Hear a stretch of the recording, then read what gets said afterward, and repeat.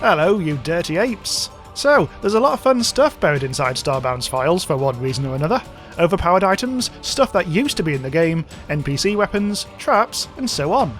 None of which you, the player, is supposed to have.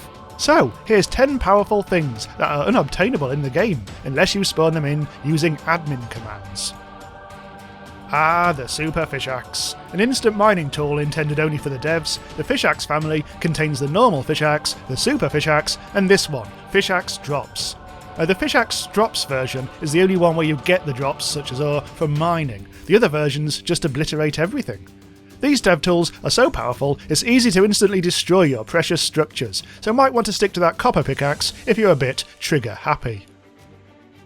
Well, colour me surprised. I wasn't expecting the mission checkpoint to actually work outside missions. Turns out it does. Just place one of these bad boys anywhere, and when you die, you'll respawn at the checkpoint.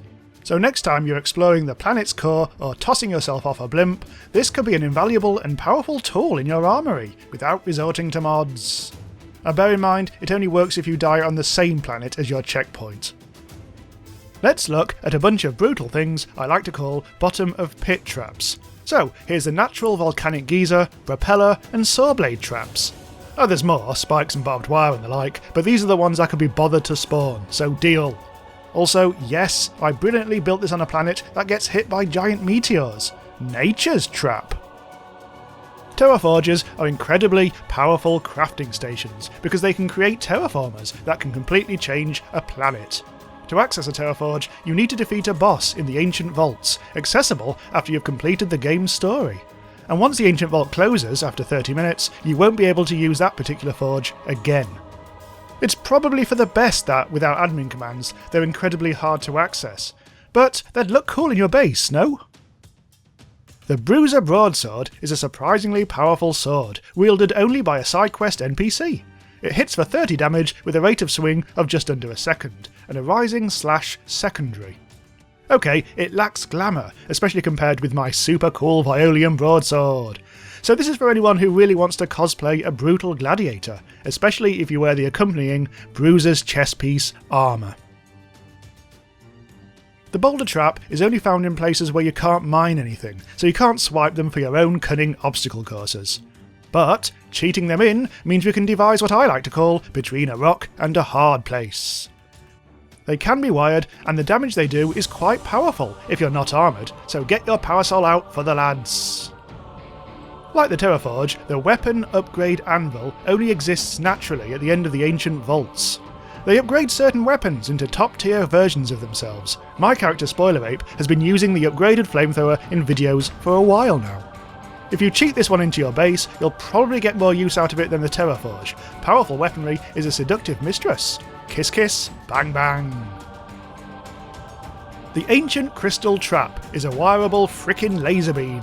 Again, not intended for casual player use, and usually encountered in challenge rooms. These crystal traps are fun to set up traps with. Incidentally, if you don't wire them up, they're on permanently, and will kill you very quickly. And now, a quick shout out to the old style Starbound beta mechs, which weren't very powerful, but did give the impression they were. There was an obtainable mech you could find, but the Apex mech you see here was never possible to get in the game without admin commands, and when they changed the way tech worked, it became fully impossible without using mods. Compared to the mechs you'll be able to build in version 1.3 onwards, they are a bit piss, so, well, let's move on.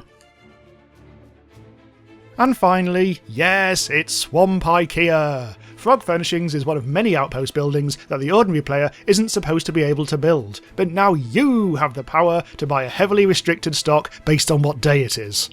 Wait, hang on, what's happening here? Oh my god, Frog has gone full on Starbucks! Wait a minute. Wait a minute, this is on a loop. This is on a loop! Keanu Reeves, you've done it again! Right, I knew this would get silly. Anyway, all the items can be got by typing /admin into the console, then /spawnitem and the name of the thing.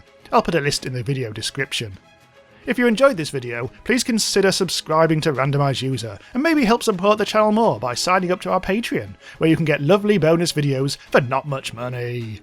Elsewhere on the channel, I'm currently doing a Starbound Safari Park build, so maybe go watch that if you like, and I'll see you soon.